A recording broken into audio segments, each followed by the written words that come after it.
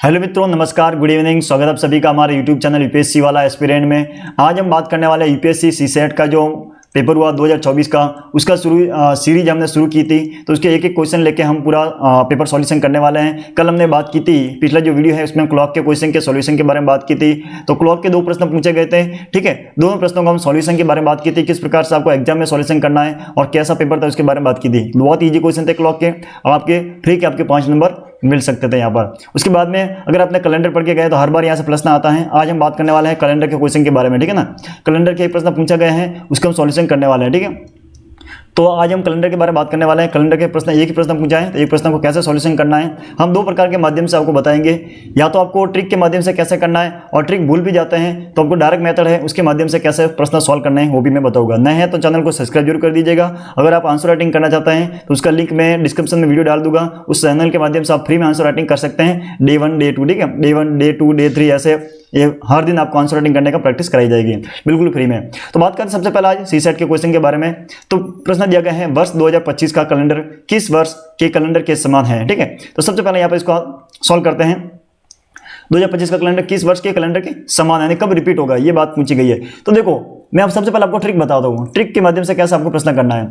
Trick के माध्यम से ये होता है कि जब भी आपको कोई वर्ष दे रखा है, ईयर दे रखा है, तो उसके पीछे की 2 डिजिट है ना, जैसे 2025 दे रखा है, ठीक है। जैसे यहाँ पर 2025 दे रखा है, तो 2025 पीछे की 2 डिजिट है उसको 4 से डिवाइड करना है। जब पीछे की 2 डिजिट से 4 से पीछे की 2 डिजिट है उसको 4 से डिवाइड करते हैं, तो आपका जो शेषफल है, अगर शेषफल 1 आता है तो वो 6 वर्ष बाद कैलेंडर रिपीट होगा, ठीक है। अगर शेषफल 2 या 3 आता है तो वो कैलेंडर 11 वर्ष बाद रिपीट होता है, ठीक है। अगर वो शेषफल 0 आता है, सीधी सी बात, 4 से डिवाइड करोगे तो शेषफल या तो 1 आएगा या 2 या 3 आएगा या फिर 0 आएगा, 0 आएगा, ठीक है। तो वो कैलेंडर 28 वर्ष बाद क्या होता है, रिपीट होता है। तो हमें पूछा गया है कि अब 2025 पूछा है, तो 2025 में अगर 4 से डिवाइड करेंगे तो हमारा शेषफल 1 रहेगा। तो शेषफल 1 रहता है तो वो कैलेंडर 6 वर्ष बाद रिपीट होता है। 6 वर्ष बाद रिपीट होना है, यानी कि 2025 में हम क्या करेंगे, 6 ऐड कर देंगे तो अपना आंसर हो जाएगा 2031, ठीक है। तो 2031 अपना आंसर सी सही हो जाएगा। ये तो था अपना ट्रिक के माध्यम के मेथड। अब सेकंड मेथड बताता हूं मैं आपको।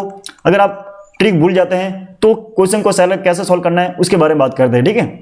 तो देखो, ट्रिक के माध्यम से मैं बता दिया, अब है सीधा सा मेथड के बारे में। आपको ध्यान रखना है कि जब कोई नॉर्मल ईयर होता है, ठीक है, नॉर्मल ईयर की बात करें हम, नॉर्मल ईयर,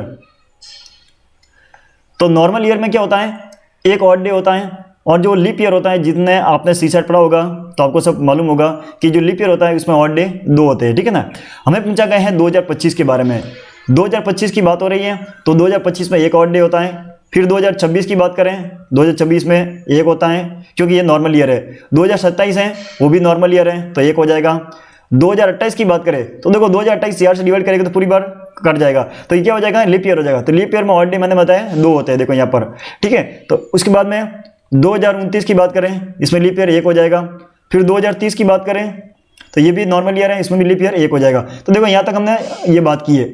हमें पता है कि सप्ताह में 7 दिन होते हैं, 7 दिन के बाद में क्या होता है, वही दिन रिपीट होता है। तो देखो कितने दिन हो गए, 1 2 3 4 5 6 और 7, ये 7 हो गया। अब जो भी अगला ईयर होगा वो क्या हो जाएगा, रिपीट होगा। तो 2031 क्या हो जाएगा, रिपीट होगा, सेम कैलेंडर होगा 2025 के समान, ठीक है। तो ऐसे भी निकाल सकते थे। तो 2025 के समान कौन सा कैलेंडर हो गया अपना, 2031, ऐसे निकाल सकते हैं। तो ये सेकंड मेथड हो गया। पहला मेथड मैं बता दिया था कि आपको डिवाइड करने के बाद आपको डायरेक्ट जो शेषफल रहता है उसके हिसाब से आपको ऐड करना होता है, ठीक है। और ये सेकंड मेथड था, आपको ध्यान रखना। सेकंड मेथड में क्या, नॉर्मल ईयर में 1 ऑड डे होता है और लीप ईयर में 2 ऑड डे होता है, ठीक है ना।